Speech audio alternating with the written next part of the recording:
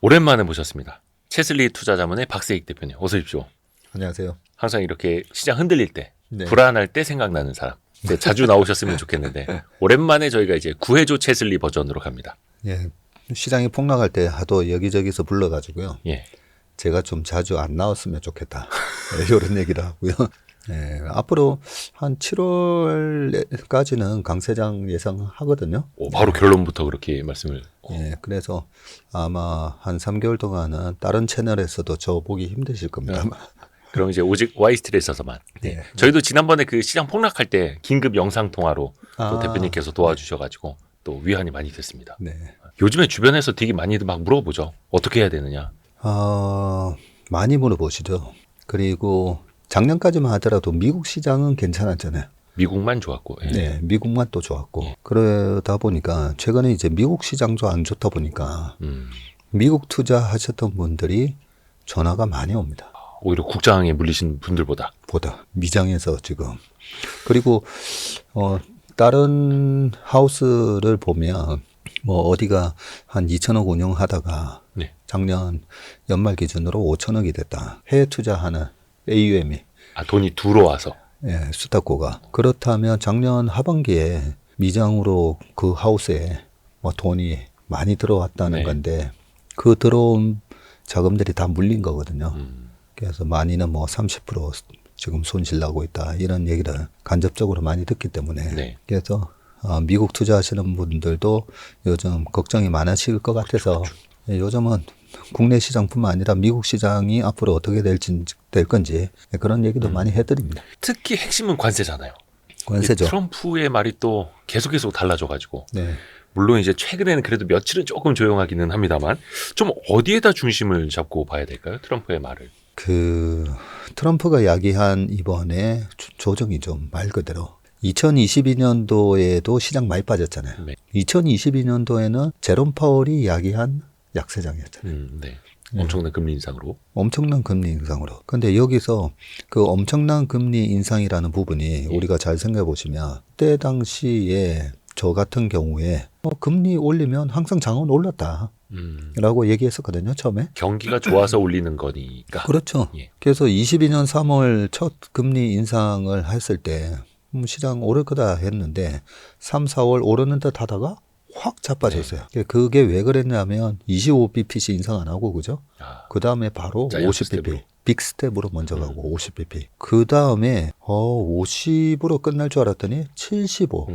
75를 4번이나 그것도. 그래서 저같이 뭐 과거 사례나 이런 거에 대해서 공부 많이 하는 사람조차도 이건 뭐야 이렇게 됐던 거죠. 그러면서 최근 25년이 아니라 1980년 초 폴 볼크까지 이제 쫓아가서 공부하면서 이럴 수도 있는 거구나. 네. 그래서 그 투자의 본질에 제가 써놨지만 이 대중들이 인지하고 있지 못한 성장이 나오면 주가가 더 올라가고요.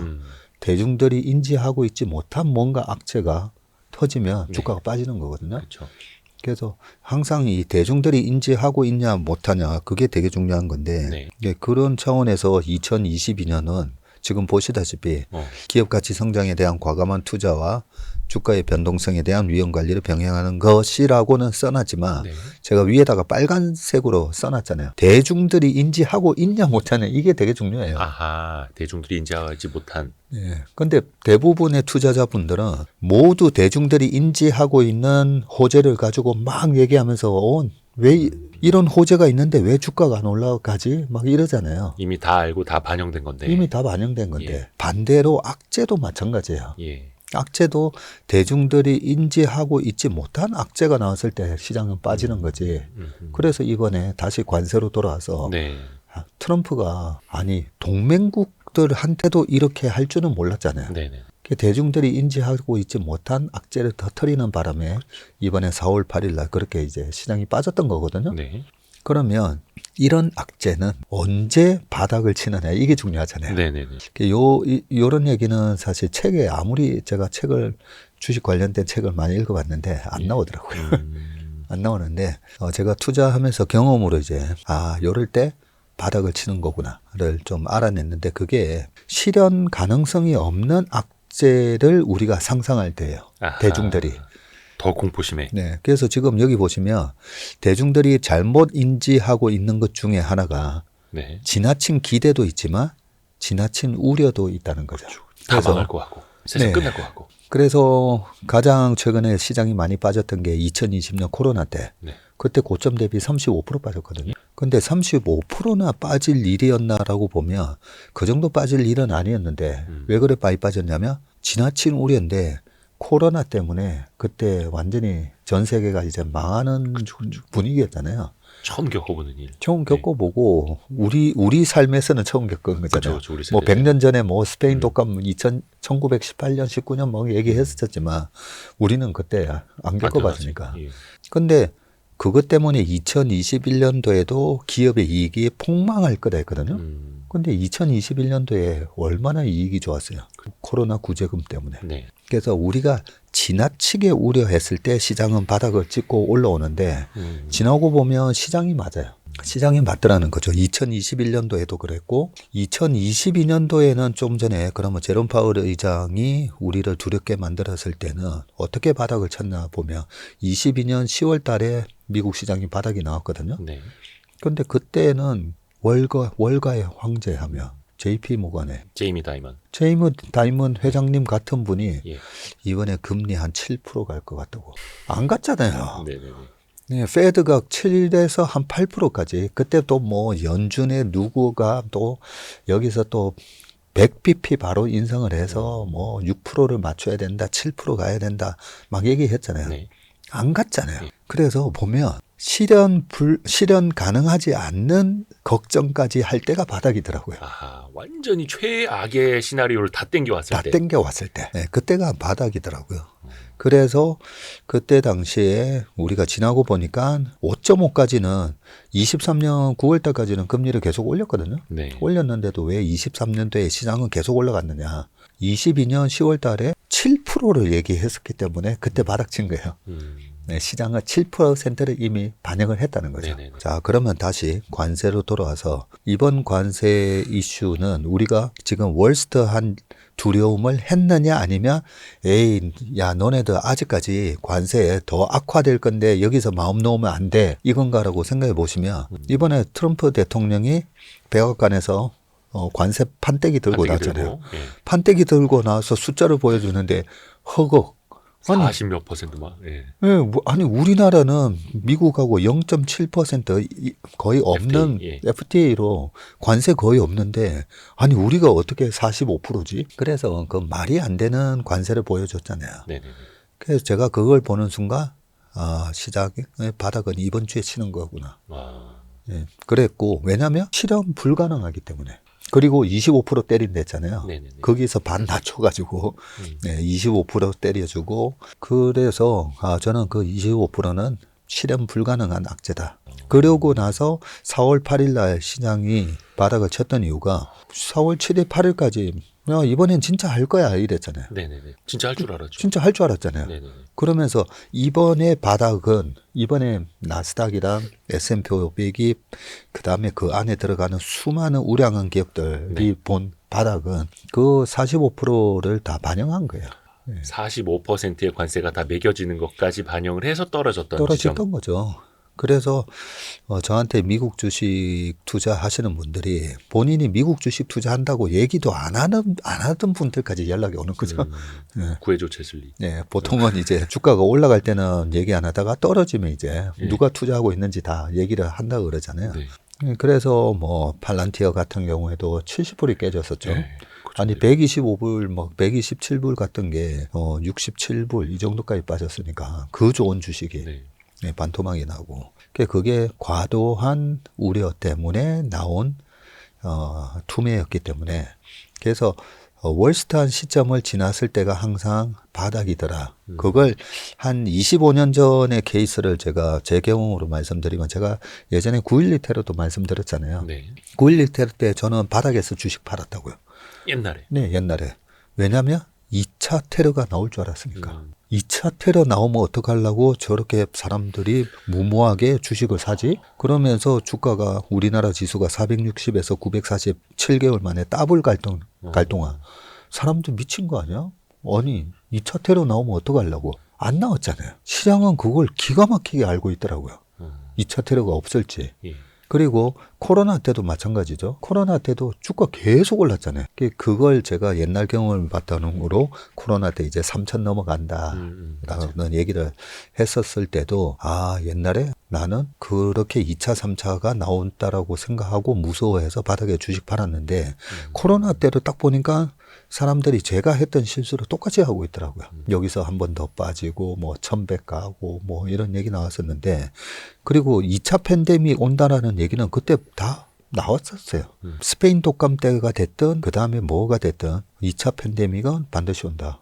모두가 인지하고 있었거든요. 아하. 그래서 21년 상반기 1큐에 2차 팬데믹이 왔죠. 미국에서 30만 명씩 하루에 네. 감염되고. 그런데도 주가가 그때 벌써 우리나라 주가 3,100 가고 미국의 주가도 벌써 네.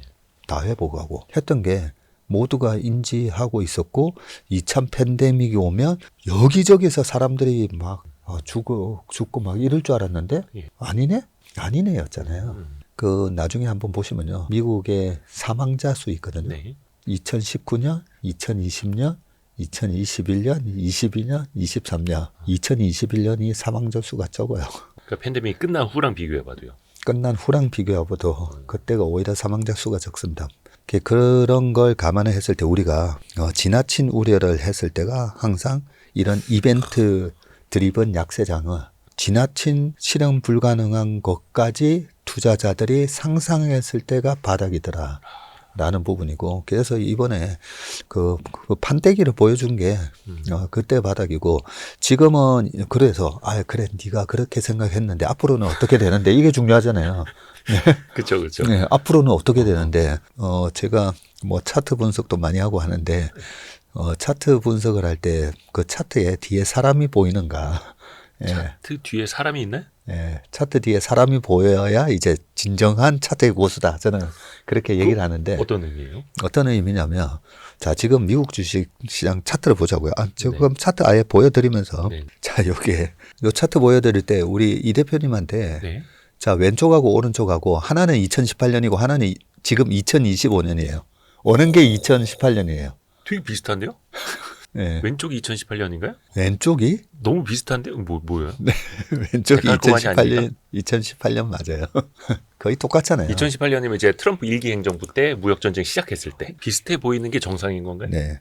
그런데 예. 지금 방금 왼쪽이라고 하셨죠? 네네네. 네, 왼쪽이 아니라 왼쪽이 25년이에요. 오른쪽이 오른쪽이 2018년이에요? 2018년이에요. 그래요? 저도 제가 만들어 놓고 헷갈려요. 우리 웃겨요. 구독자분들도 여기서 보시면서 헷갈린 게 정상입니다. 예. 그렇죠. 그리고 너무 왼쪽에 보면 그 위에 보조 지표가 예. RSI거든요. 상대 강도 지수. 네, RSI도 위에 보면 70 이상 올라가서 약간 과열 처음에 보이다가 그 다음에 지수는 계속 올라가다가 예. 박살나고 그리고 30 이하로 가면 저렇게 초록색 웅덩이가 예. 보이잖아요. 웅덩이 두 번 생긴 것도 똑같아요. 네, 요 웅덩이도 있고 과열 표시 나왔고 그쵸. 그때도 예. 요게 2번이고요. 요게 2018년인데 왼쪽이 2025년. 네. 저는 이거 제가 붙여놓고도 헷갈렸네. 그만큼 비슷하다는. 이때를 왜 가져왔냐면 네. 트럼프 무역 분쟁하고 페드 고금리가 일치한다는 거죠. 네. 1기 때도 뭐 파월을 자르네 마네 그 얘기했었죠. 네. 파월을 2018년 2월 달에 트럼프 대통령이 본인이 임명했거든요. 임명해놓고 네, 본인이 임명해놓고 지금 요 밑에 보시면 요게 페드 금리예요. 그게 페드 금리인데 2018년도에 파월을 임명했거든요. 예. 임명을 했는데 금리를 올려버리는 거예요. 예. 그 전에 2017년도에 3번 올렸고 2016년 12월에 한 번 올렸고 15년 12월에 한 번 올렸고 그게 5번이 올렸었거든요. 네. 아니 근데 파월을 임명했더니 파월이 또 올린 거예요. 그러더니 또 올리는 거예요. 그래서 요때쯤 이제 화딱질이 나서 트럼프 대통령이 잘라버린다고. 잘라버린다 하면서 한 얘기가 시진핑보다 나쁜 사람이라고. 지금이랑 비슷하네요 또. 네, 지금은 너무 비슷해요. 뭐 자른다 했다가 또 뭐 안 자른다 했다가 그러고 나서 이게 왜 그때 금리 영향을 받았냐면 요때 2018년도에 보면 9월 말에 또 올리거든요. 9월 말에 또 올리니까 10월 초에 제롬 파월이 어디 가서 연설을 할 때 기자가 물어본 거예요. 아니 트럼프 대통령을 자꾸 올리지 마라 하는데 이번에도 또 올렸으니까 그래서 언제까지 올릴 거냐라는 얘기를 이제 간접적으로도 이래 좀 물어보니까 파월이 그때 그랬던 거예요. 중립금리가 이 페드의 금리를 가지고 기준으로 삼는 중립금리가 저 위에 long away 저 위에 있다라고 얘기하는 거예요. 거기에 놀래가지고 시장이 또 작살나고. 박살을 났던 거예요. 그래서 페드의 고금리가 있었고 최근에 보면 얼마 전에 금리 내렸잖아요. 우리도. 내리다가 지금 못 내리고 있어요. 여기 보시면 이게 25년 한 번, 두 번, 세 번 내렸는데 아니 계속 더 내려야 되는데 못 내리고 있잖아요. 뭐 관세가 부과되면 수입 물가가 올라가고 어쩌고 하면서 그리고 지금 10년물 국채금리가 4.3이나 하니까 불편하죠. 그렇죠. 그래서 이번에 트럼프가 파월 보고도 뭐 미스터 툴레이트 하면서 야, 니 금리 빨리 내려 뭐 또 이러고 있고 옛날에도 그랬고 똑같은 상황인데 지금의 페드의 금리는 높은 수준이에요. 4.5는 높은 수준이고 그때 당시에는 요때는 2.5%였어요. 2.5%였는데 그때 당시에 낮은 물가에 비해서는 금리가 2.5면 좀 부담스럽다. 이런 상황인데 여기서 금리 더 올리겠다. 더 올려야 된다. 이런 얘기를 하니까 이제 주가가 박살났던 거거든요. 그래 놓고 요 12월 24일 날 12월 20일이었는데 2018년 금리 또 올렸어요. 지독하게도 말 안 듣는 거죠. 연말에 9번째 금리 인상을 했는데 그런데 기가 막히게도 여기서부터 주가가 반등이 들어갔어요.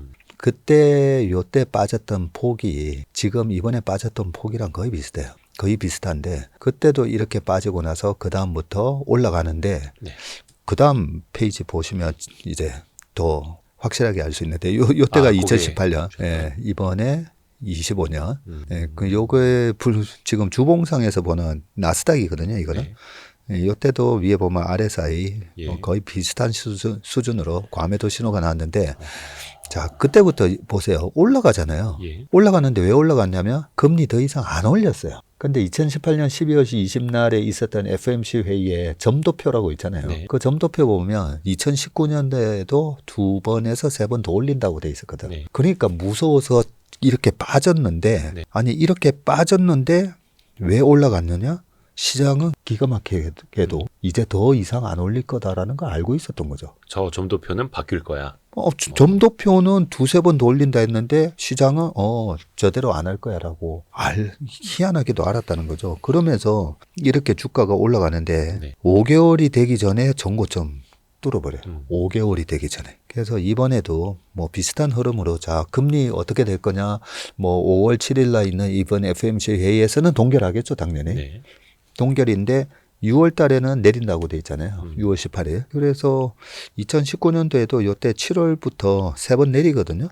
3번 내리기 전에 이제 주가가 이래 쭉 올라옵니다. 어쨌든 금리를 더 이상 올리지 않는다라는 게 시장에서 미리 알면서 주가가 올라갔고 그래서 우리가 지나친 우려한 부분이 현실화 안 되면 주가는 빠르게 반등한다는 거죠. 그리고 우리는 그 최악을 이미 경험했고 어떤 게 최악인지를 봤고 엄청나게 한번 맞아봤고 Tariff.